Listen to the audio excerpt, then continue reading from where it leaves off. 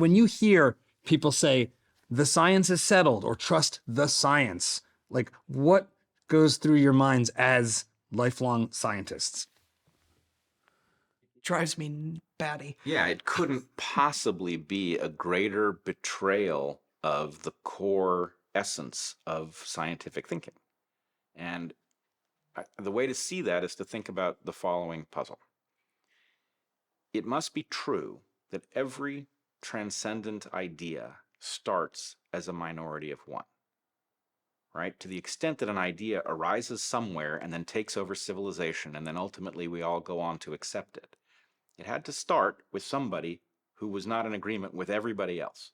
So if you have some rule that says, oh, what everybody else agrees on, right? Even all the degreed people, all the experts in geology once thought that the Earth was a young place.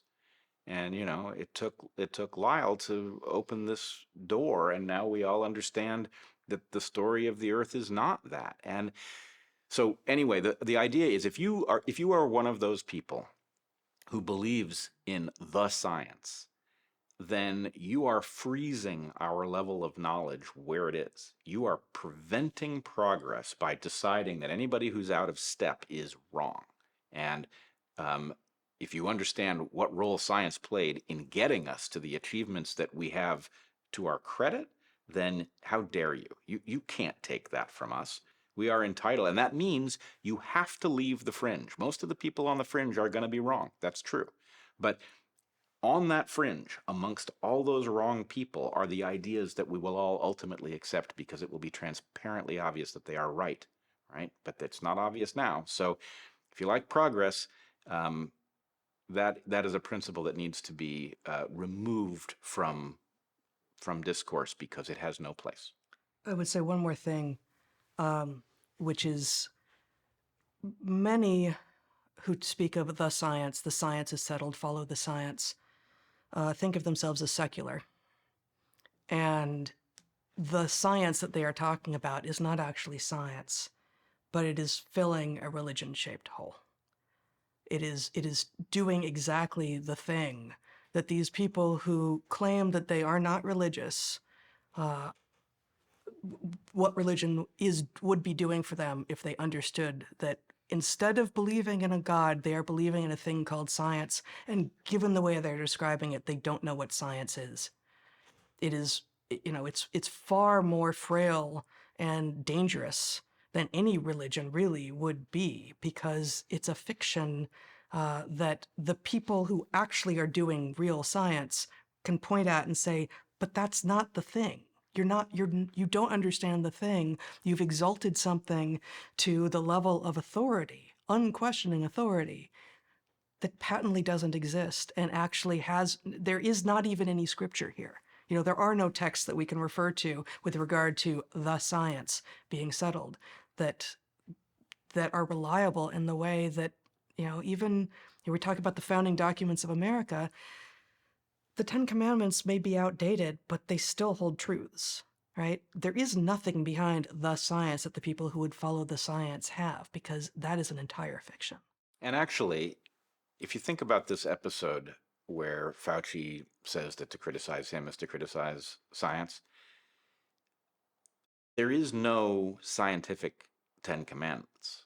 But if you think about what the Ten Commandments are constructed to prevent, the prohibition against taking the Lord's name in vain, speaking on behalf of the Lord, this is somebody who ostensibly represents science, who is violating its most fundamental principle, which is that everything is falsifiable, right? He is violating science in order to claim its mantle, and we should have detected right then that this person, if there was anything that we could lean on as, science that, was so secure that it was worth us all believing in it, it certainly wasn't the guy who was declaring himself science, because that's the opposite.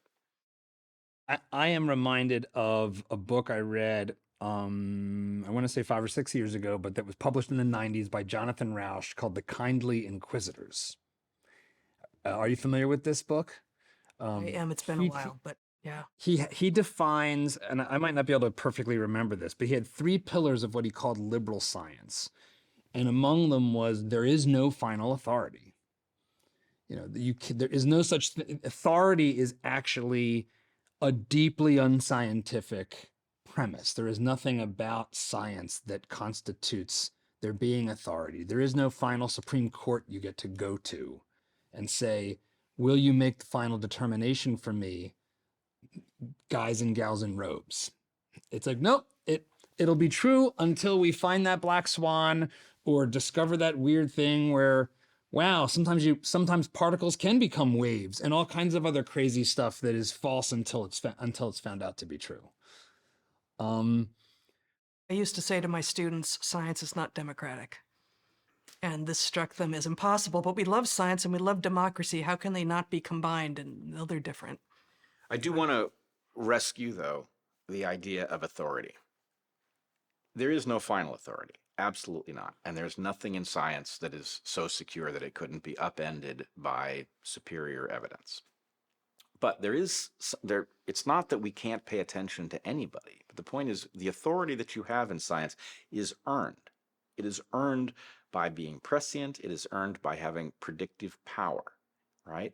So there is authority, but it's provisional. And all of the people who we would once have considered authorities because the insight that they brought did have tremendous predictive power, they were still working with models. And those models get better over time, right? But, Newton wasn't a fool because he believed something that we now know to be false.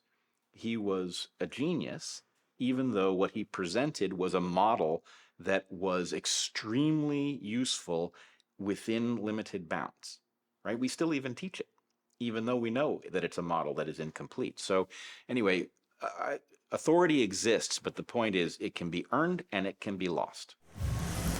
If you like this clip, we've got more where that came from. Be sure to watch the full video and don't forget to subscribe to the channel so you won't miss our new videos as they come out each week.